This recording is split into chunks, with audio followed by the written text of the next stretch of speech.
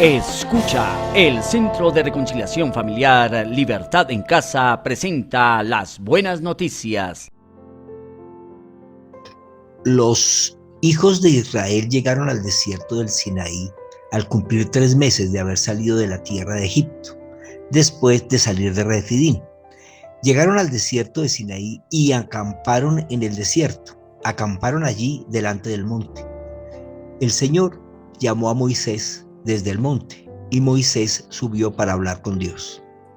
Y Dios le dijo: habla con la casa de Jacob y diles lo siguiente a los hijos de Israel. Ustedes han visto lo que he hecho con los egipcios y cómo los he tomado a ustedes y los he traído hasta mí sobre las alas del águila. Si ahora ustedes prestan oídos a mi voz y cumplen mi pacto, serán mi tesoro especial por encima de todos los pueblos, porque toda la tierra me pertenece. Ustedes serán para mí un reino de sacerdotes y un pueblo santo. Éxodo 19, 4 al 6. Un pueblo santo. Esto quiere decir una nación de gente que está apartada para Dios. Ese es el mensaje que el Señor le envía a los israelitas en el pie del monte Sinaí. El Señor les dijo: ustedes reconocen mi gloria y mi poder porque han visto lo que puedo hacer. Si deciden escucharme, entenderme y obedecerme, serán mi tesoro especial. Los miraré con más gracia que los demás pueblos de la tierra que también me pertenecen. Yo haré de ustedes un reino de sacerdotes. Bienvenidos a esta entrega de las buenas noticias. Este es un tiempo que Dios nos permite para que, basados en su palabra, comprendamos la verdad del reino y recibamos por medio de escuchar y entender la gracia que nos enseña a vivir según las costumbres del reino de los cielos, su gobierno y sus riquezas. Cada día puedo ver en sus ojos el sufrir, gente llena de dolor y sin rumbo aquí, en angustia y soledad, llenos de temor. Risa esconde su aflicción, solo Cristo ve. Tienen que saber del amor de Dios en las pruebas y el temor, el refugio da.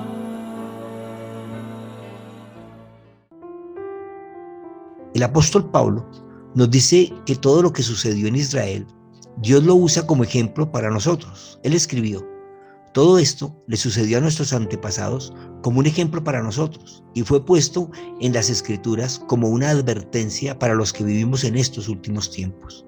1 Corintios 10, verso 11. Así que conocer la historia de esa nación que desciende de Abraham y entender lo sucedido nos muestra en primera instancia que Dios siempre ha procurado tener un pueblo para sí, un reino sobre el cual derramar todo su amor y todo su poder, para con ellos y a través de ellos conquistar la tierra. Las promesas del creyente Abraham lo demuestran. Él le dijo: yo haré de ti una nación grande, te bendeciré y engrandeceré tu nombre y serás bendición. Bendeciré a los que te bendigan y maldeciré a los que te maldigan, y en ti serán benditas todas las familias de la tierra. Génesis 12, 2 al 3. Ya existían naciones como los egipcios, los cananeos, los hititas, amorreos y jebuseos y otras naciones más que podrían haber sido escogidas por Dios. Ya estaban listas y grandes. Pero él mismo le declaró a Moisés: todos los pueblos de la tierra me pertenecen. Pero Dios escoge a Abraham para hacer un pueblo para sí, que viniera desde la simiente de Abraham y su promesa, y creciera con la fe y el conocimiento. un pueblo que le amase, le obedeciese y fuera testimonio a las demás naciones de lo que Dios hace a los que le aman.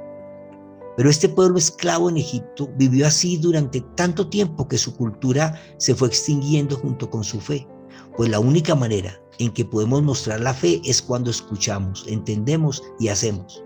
Eso es lo que Dios le está proponiendo en el pie del monte Sinaí. Este pacto se conoce como el pacto mosaico y es establecido bajo la propuesta de Dios que les dice: si me escuchan y cumplen. Y el verso 7 de Éxodo 19 dice que Moisés bajó del monte y llamó a los ancianos del pueblo y en su presencia expuso todas las palabras que el Señor le había mandado decir. Todo el pueblo respondió al unísono: haremos todo lo que el Señor ha dicho. Éxodo 19, 7 y 8.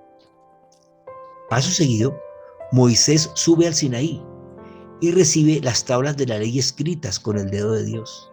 Pero el pueblo había prometido obedecer y se hace un becerro de oro para tener un Dios al que adorar. Y así durante toda la historia vemos cómo han invalidado una y otra vez el pacto. David escribió en los Salmos: antes se mezclaron con las naciones y aprendieron sus obras y sirvieron a sus ídolos, los cuales fueron causa de su ruina. Salmos 106, 35 y 36. Moisés recibió las tablas de la instrucción o los principios de vida que Dios prescribió para garantizar vivir la cultura del cielo bajo el gobierno de Dios. Pero esta ley es espiritual y no es fácil de cumplir mientras vivamos en la naturaleza humana vendida al pecado desde las transgresiones del Edén. Es que allí fue donde perdimos nuestra libertad. Pablo aclara esto así. Él dice: por lo tanto, el problema no es con la ley, porque la ley es buena y espiritual. El problema es en mí, porque soy demasiado humano, un esclavo del pecado. Realmente no me entiendo a mí mismo, porque quiero hacer lo que es correcto, pero no lo hago. En cambio, hago eso que aborrezco. Romanos 7, 14 y 15. Esto es tan claro para quien lucha con una adicción, pues nadie quiere estar esclavizado a la marihuana o a la cocaína o al sexo o al alcohol o a las explosiones de ira o a las mentiras o a la idolatría o a la avaricia o a cualquier otro pecado que captura el alma y la somete. Así que Moisés entonces legisla una serie de 630 órdenes que se deben aplicar todas para lograr cumplir el pacto establecido. Estas tienen que ver con los sacrificios para obtener el perdón, con la forma de comportarse en la sociedad, con la manera de trabajar y descansar, y en fin, son ordenanzas que pretenden que al cumplirlas todas se logre cumplir con el decálogo. Pero estas órdenes se convirtieron en tradiciones religiosas que invalidaron el pacto, pues no se trata de cumplir la ley desde el exterior humano en una religión, sino de obedecer desde las entrañas. El apóstol Pablo aclara: entonces, ¿para qué se entregó la ley? Fue añadida a la promesa para mostrarle a la gente sus pecados, pero la intención era que la ley durara solo hasta la llegada del Hijo prometido. Por medio de ángeles, Dios entregó su ley a Moisés, quien hizo de mediador entre Dios y el pueblo. Ahora bien, un mediador es de ayuda si dos o más partes tienen que llegar a un acuerdo, pero Dios, quien es uno solo, no usó ningún mediador cuando le dio la promesa a Abraham. Gálatas 3, 19 al 20. ¿A cuál ley se está refiriendo el apóstol? Fácil. Cuando vas ante un juez, él dicta una sentencia conforme a la legislatura y listo, el conflicto fue resuelto y jurídicamente fue arreglado, pero nadie garantiza que fue justo o peor aún, que fue equitativo. Ahora, si en lugar de ir a un juez, buscas un acuerdo bajo un mecanismo alternativo como la conciliación, el conciliador escuchará a las partes y propondrá un acta de acuerdos que se firmará y listo. Esta fue la conciliación que hizo Moisés, para que mediante ese acta hacer las paces entre el pueblo y su rey. Pues él propuso un acta de decretos que señalaban el pecado y por lo cual cuando una persona revisaba el acta descubría que en uno o varios puntos había fallado y era culpable de toda el acta. Por eso Jesús les dijo a quienes querían matar a piedra a una mujer que capturaron en pleno acto de adulterio: el que esté libre de pecado, que arroje la primera piedra. Juan 8:7. El apóstol Pablo continúa explicando y dice, ¿hay algún conflicto entre la ley de Dios y las promesas de Dios? De ninguna manera. Si la ley pudiera darnos vida nueva, nosotros podríamos hacernos justos ante Dios por obedecerla. Pero las Escrituras declaran que todos somos prisioneros del pecado. Así que recibimos las promesas de libertad que Dios hizo únicamente cuando creemos en Jesucristo. Gálatas 3, 21 y 22. Es que dice el mismo Pablo que cuando creemos en Cristo es como si nos quitáramos la ropa sucia y vieja que teníamos y nos vistiéramos con un nuevo vestido. Ese vestido es Cristo. Es que Dios quiere que tú seas libre de escucharlo y obedecerlo. Esa es la obra de la cruz, pues existiendo ese acta de acuerdos que señalaba cada una de las equivocaciones y pecados cometidos por no cumplirla, las autoridades y gobernadores espirituales toman el poder sobre nosotros y la condena es la muerte. Y mientras ella llega, una vida sin frutos en amor. Ustedes estaban muertos a causa de sus pecados y porque aún no les habían quitado la naturaleza pecaminosa. Entonces Dios les dio vida con Cristo al perdonar todos nuestros pecados. Él anuló el acta con los cargos que había contra nosotros y la eliminó clavándola en la cruz. De esa manera desarmó a los gobernantes y a las autoridades espirituales, los avergonzó públicamente con su victoria sobre ellos en la cruz. Colosenses 2:13. Esta liberación no fue gratis, pues costó la sangre de Cristo. Pedro escribió, ustedes saben que Dios pagó un rescate para salvarlos de la vida vacía que heredaron de sus antepasados.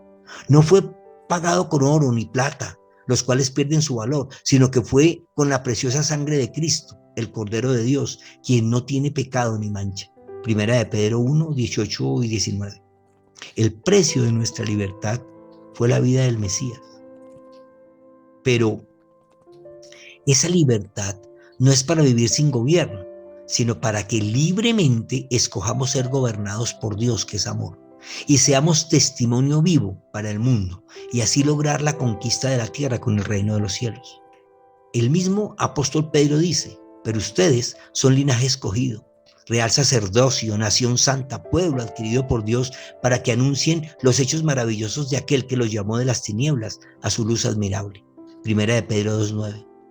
No es el mismo pacto, aunque pueden parecer los mismos términos, ni es la misma acta de acuerdos, pues Jesucristo no es un mediador, sino Dios mismo hecho hombre y sumo sacerdote, y ha recibido un ministerio mucho mejor, pues es mediador de un pacto mejor, establecido sobre mejores promesas. Si el primer pacto hubiera sido perfecto, no habría sido necesario un segundo pacto. Pablo a los Hebreos 8:6. Es que estábamos hipotecados por el pecado y la deuda era imposible de pagar desde nuestro propio esfuerzo, pues aunque la promesa de escuchar y obedecer está en nuestro espíritu, sin el alimento de la vida de Cristo es imposible pagarla. Entonces Dios, como Padre amoroso, pagó la hipoteca y ahora ya no tenemos deuda.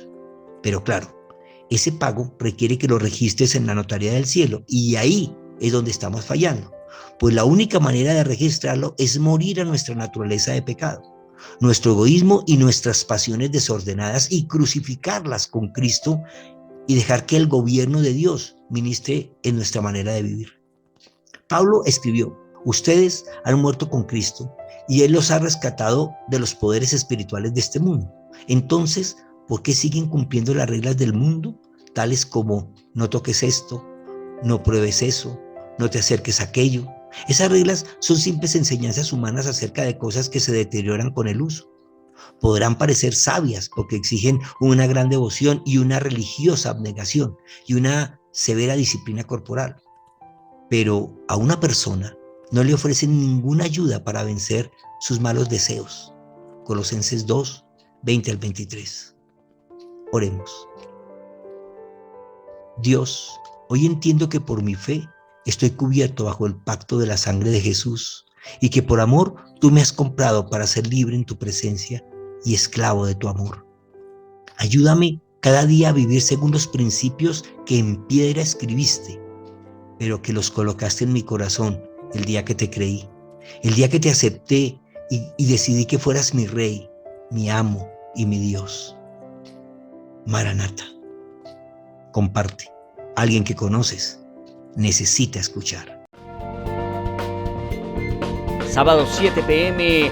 Conéctate en Zoom y Facebook Live.